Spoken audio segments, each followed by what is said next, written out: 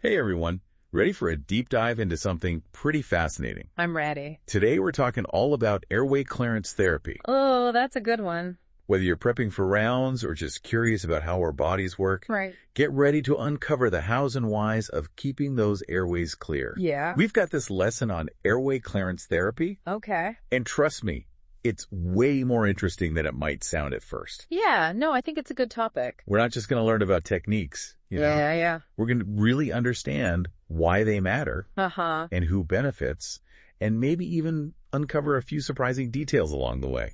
It's pretty amazing when you think about it. Like, we breathe without even thinking, Right. right? Yeah. But there's this whole hidden world working hard to keep those airways open and clear. Exactly.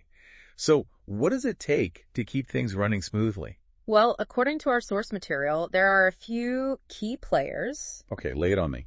First, you need a clear pathway for air to move in and out, like a smooth, open highway for your breath. Makes sense. Then there's this incredible system called the mucociliary escalator. The mucociliary escalator. Yeah. That sounds more like a ride at a theme park. I know, right? Okay, I'm intrigued. Tell me more. Well, it's a network of these tiny little hair-like structures called cilia. Tiny little hairs. Yeah. And they work constantly to move mucus up and out of the lungs. Oh, wow. So it's like a constantly moving conveyor belt just sweeping away any debris. Okay, so even when we're just relaxing, this system is working hard in the background. All the time. And speaking of mucus, I was actually surprised to learn how much a healthy person produces every day. Oh, yeah. It's a lot more than you think. The lesson mentions it's between 10 and 100 milliliters. Yeah. It's amazing. It makes you wonder where it all goes, right? Right. Well, a lot of it gets swept up by that mucociliary escalator we were talking about. Makes sense. But then there's also the mighty cough. Well, the cough. Yeah. Coughing is one of our body's best defenses, a powerful reflex to clear the airways. Okay, so a cough isn't just an annoyance. Nope. It's actually a crucial part of keeping our lungs healthy. It is. A normal cough happens in 4 phases. You know, something irritates your airways. Yeah. You take a deep breath in, your body builds up pressure, and then bam, you cough. So it's like your body's security system, It is. protecting the airways from intruders. Exactly. But what happens when this system, gets disrupted? Things can get pretty serious. The lesson goes into the causes of abnormal airway clearance, and it sounds like it's not good. No, it's not. When airway clearance goes wrong, you can end up with something called mucus plugging. Mucus plugging. Yeah, it's where thick mucus just blocks the airways. Oh, I see. And this can lead to atelectasis, where part of the lung actually collapses Oh, wow. because air can't reach it. And that means less oxygen in the bloodstream. Okay, so instead of a clear highway, we've got a major traffic jam in the lungs. Exactly. And it really impacts breathing. The lesson mentions that this can happen in a variety of situations, not just people with chronic conditions, right? Absolutely. Think about surgeries, for example. Oh, okay. Anesthesia and certain medications can suppress your cough reflex, Oh, really? making it harder to clear those secretions after surgery. So even if you don't have a chronic lung condition, you could be more vulnerable to these issues. Absolutely. So it's really important to understand who might need help with airway clearance. It's not just for people with chronic lung disease, right? Exactly. Airway clearance therapy can benefit people in both acute situations, Like after surgery. right, or during a severe respiratory infection, but also those with chronic conditions. Like cystic fibrosis or COPD. Exactly. So how do healthcare professionals even determine who needs this kind of therapy? It must involve more than just hearing someone cough, right? Oh, absolutely. It's like detective work, really.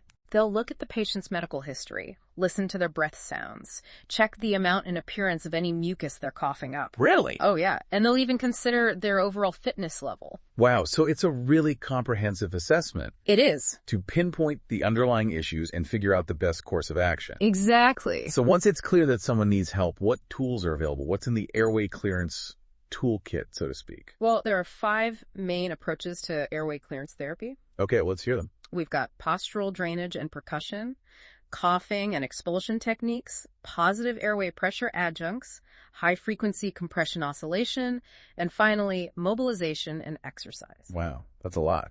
It is, but each approach uses different principles and techniques to achieve the same goal, clearing those airways. Okay, that gives us a good framework. Right. Let's start with postural drainage and percussion. What's the idea behind this approach? It's surprisingly intuitive. It uses gravity and mechanical energy to loosen and move that stubborn mucus. Gravity. So are we talking about hanging people upside down? Not quite. Okay. But it does involve strategically positioning the patient to help drain secretions from specific parts of their lungs. So like tilting a bottle to get the last few drops out. Exactly. You're using gravity to your advantage. And what about the percussion part? Percussion involves rhythmically clapping or vibrating the chest wall over the area being drained. You might have seen this before. It's often used for patients with cystic fibrosis. Oh, I actually have. My grandmother had cystic fibrosis, and I remember seeing a therapist do something like that with her. Yep, that's it. So it involves positioning the patient and then using these techniques to help loosen and move the mucus. Exactly. And one of the key techniques within postural drainage and percussion is turning. Turning? You mean just changing the patient's position? I wouldn't have thought that would be so important. It's more important than you might think. Turning helps the lungs expand more fully, it improves oxygenation, prevents blood clots in the legs, and even helps prevent pressure sores. Wow, it's amazing how such a simple action can have such a big impact. The source material mentions specific types of turning, like dependent positioning and prone positioning. What's the difference between those? Dependent positioning involves turning the patient so that the healthier lung is lower, Okay. which helps direct more blood flow to the well-ventilated areas of the lungs. This improves oxygenation. Prone positioning, where the patient lies on their stomach, is often used for patients with conditions like ARD. ARDS, that's acute respiratory distress syndrome, right? Exactly, where the lungs are significantly compromised. So each position serves a different purpose depending on the patient's needs. That's fascinating. What other benefits does prone positioning have? Prone positioning actually improves something called VQ matching. VQ matching. Yeah. It refers to the balance between ventilation, so air reaching the tiny air sacs in the lungs, and perfusion, the blood flow to those areas. Prone positioning helps ensure that air and blood are meeting up effectively in the lungs. So it's not just about clearing the airways, but also optimizing how well the lungs function overall. Exactly. And in patients on ventilators, prone positioning can actually reduce the likelihood of further lung injury, which is a huge advantage. Okay, so we've covered postural drainage and percussion, which incorporates turning. What's next in our airway clearance toolkit? We've covered a lot of ground already, but remember those coughing techniques we mentioned earlier? They're up next. And you might be surprised at how much nuance is involved in a simple cough. Absolutely. I mean, we all cough, right? Mm-hmm. But I'm guessing there's a lot more to it than just hacking away. You got it. Believe it or not, there are different types of coughs, each with its own purpose. Okay, so there's a right way to cough. You bet there is. I had no idea. Our source material breaks down a few techniques, starting with the directed cough. Okay. It's a more controlled and purposeful version of your everyday cough. Controlled coughing. Okay, what does that look like? Picture this. You're sitting upright, leaning slightly forward, take a deep breath in through your nose, and then you cough forcefully while bracing your stomach muscles. So it's like a targeted strike against that mucus. Exactly. And for those recovering from surgery, splinting the incision while coughing can help manage pain. Right, so it's all about maximizing effectiveness while minimizing discomfort. Exactly. Makes sense. So what about the huff cough? I'm guessing it's a bit gentler than a directed cough? You got it. Instead of a forceful cough, you do 1 or 2 strong exhales from your chest without closing your throat. So it's more of a controlled exhale than a full-blown cough. Why is that beneficial? The huff cough is gentler on the lungs, especially for people with COPD. Forceful coughing can actually cause their airways to collapse. That's interesting. It's about finding the right balance of force for each person.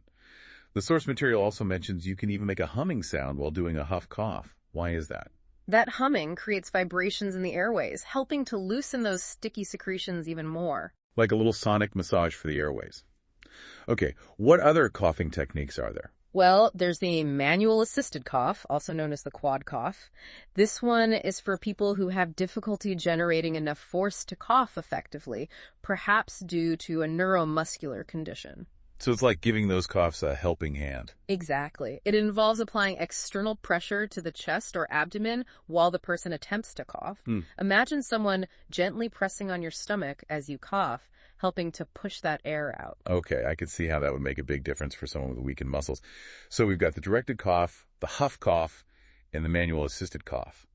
Any other techniques in this category? Yes, we also have the active cycle of breathing technique, or ACBT, and autogenic drainage. Right, ACBT. We talked about that earlier. It's like a carefully choreographed routine for the lungs. Can we break that down a bit more? Absolutely. Remember those three key elements: breathing control, chest expansion exercises, and the huff cough. Yes, I remember. It sounds like a three-pronged approach to airway clearance. Exactly. It starts with relaxation and controlled breathing, then moves into deep inhalations to stretch the chest wall and loosen mucus. Finally, you finish with a huff cough to clear those loosened secretions. It's like a gentle yet effective workout for your lungs. What about autogenic drainage? Autogenic drainage is a self-administered technique that relies on diaphragmatic breathing.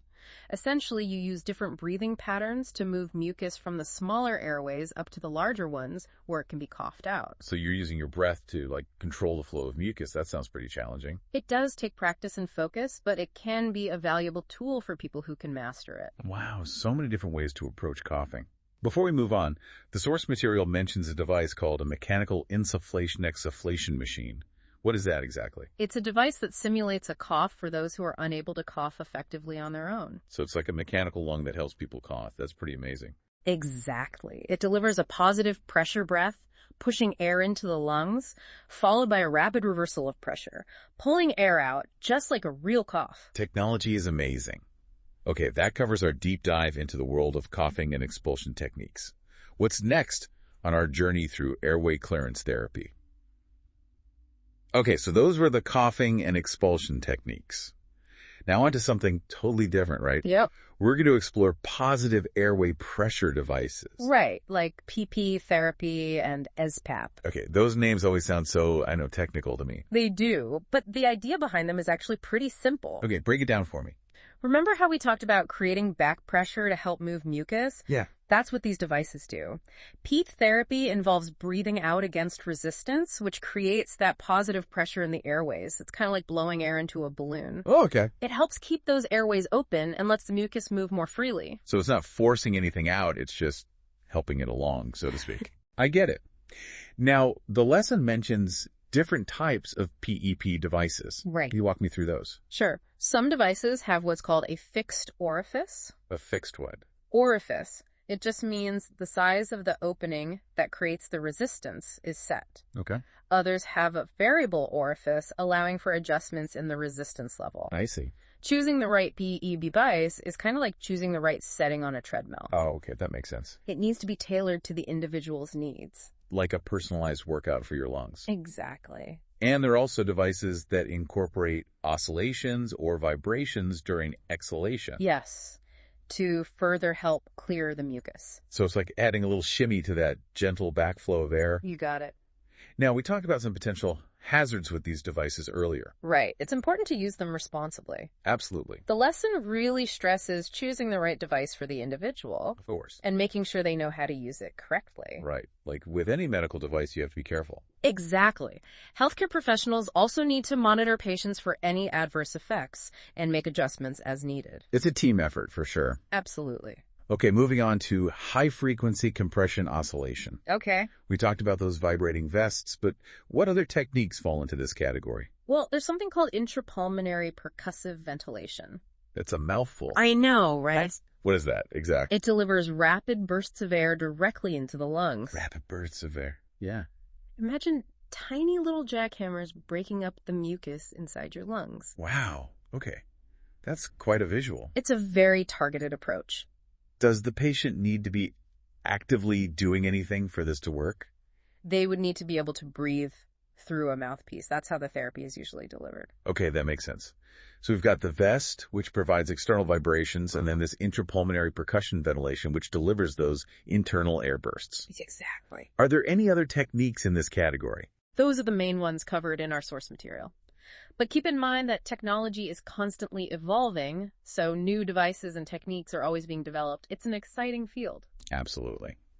Okay, on to our last category, mobilization and exercise. This one seems pretty straightforward. But are there any specific things to keep in mind? Absolutely. While the concept is simple, move to help clear those airways, the lesson highlights some important points. It emphasizes the importance of getting moving early, especially after surgery. So don't just stay in bed after surgery. Get up and start moving as soon as possible. Exactly. Early mobilization is key to preventing complications like atelectasis and pneumonia after surgery. It's a simple yet incredibly effective intervention. Absolutely. What about exercise in general? What types of activities are good for airway clearance? Anything that promotes deep breathing and lung expansion. Think brisk walking, swimming, even yoga. It's about getting that chest moving and those lungs working. And we talked earlier about how exercise improves overall lung function and that VQ matching, right? Exactly. So even for someone who doesn't have a specific airway clearance issue, regular exercise is a fantastic way to keep your lungs healthy.